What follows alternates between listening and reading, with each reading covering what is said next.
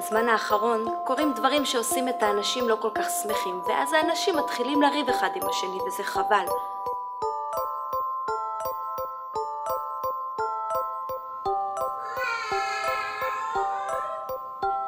רגינה אוהבת להיות בבית, לבד, לבד.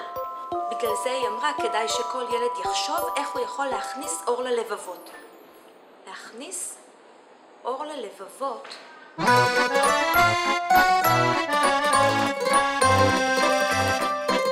מי שם? אני אתפוס אותך. ילדה! ילדה!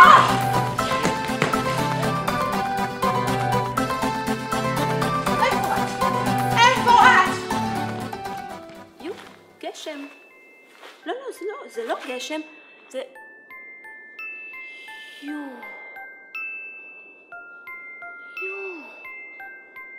לבנים כאלה הם נושרים מהשמיים, כמו נוצות. עכשיו אני להתקשר. רציתי להכניס אור ללבבות.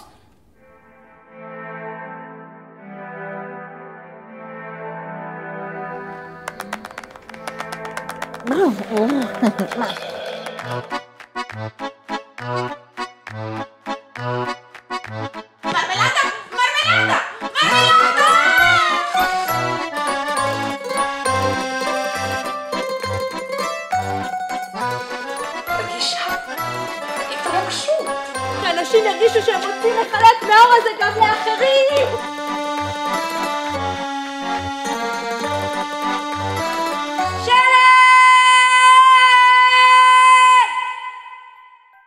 אבל עכשיו את מכניסה אור אצלך בפנים, ככה בדמיון, במוח, ואז את חזקה, מבינה?